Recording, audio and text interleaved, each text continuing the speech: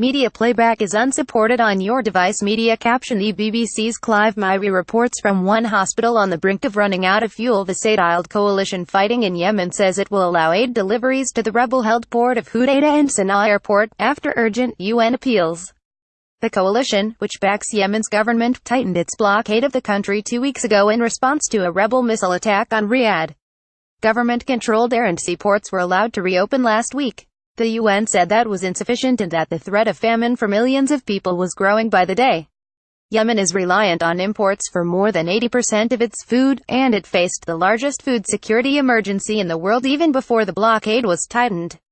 The coalition announced the temporary closure of Yemen's air, land and sea borders on the 6th of November, 2 days after a ballistic missile fired from territory held by the rebel Houthi movement was intercepted over Riyadh's international airport.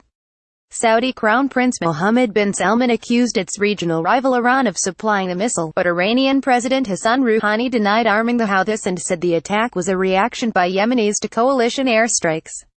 Image caption UN vessels carrying wheat and health supplies have been prevented from docking at Hudaydah on Wednesday. The coalition announced it had carried out a review of the UN's inspection and verification procedures of aid shipments aimed at preventing the alleged smuggling of weapons.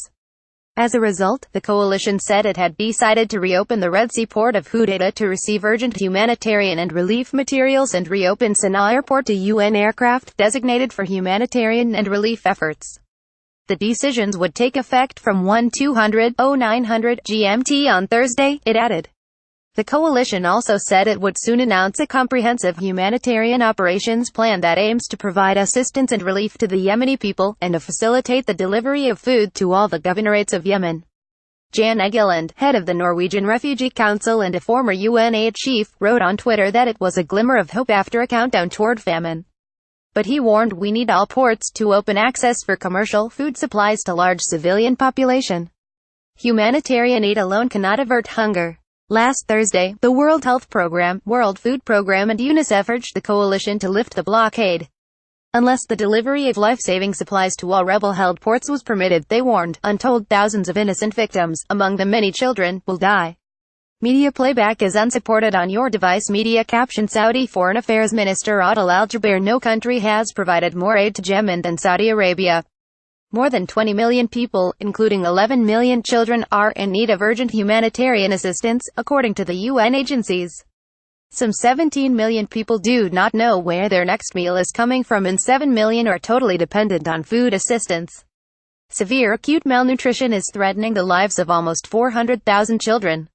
At least 14.8 million are without basic healthcare, and the world's largest cholera outbreak has resulted in more than 913,000 suspected cases and 2,196 deaths.